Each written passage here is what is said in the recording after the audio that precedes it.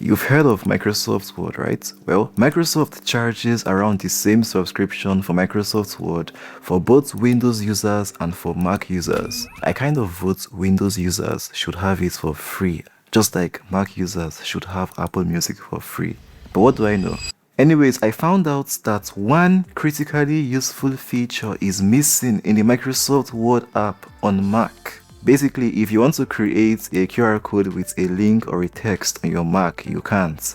But you can on Windows. Why?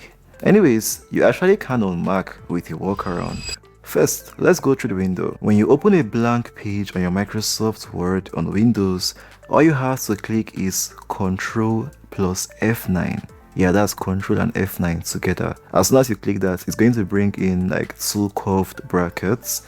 In the middle, type display barcode together, then space, open a quotation, then type either the text or the link. Yeah, and then after doing that, close the quotation and then leave another space, type QR, leave another space and backslash number 3.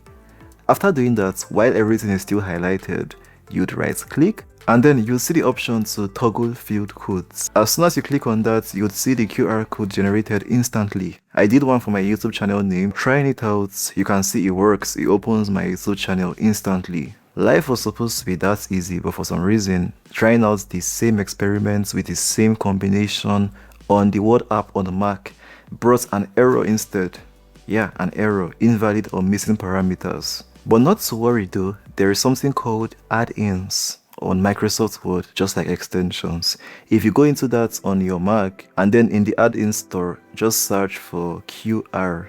Yeah, and as soon as you generate the results for that, you'll see the first one. The author is called Arman, and then add it to the Word app on your Mac. As soon as you do that, you can easily just click on that and utilize it to create links and whatever on the go. And at least this one even lets us resize the QR code while making it.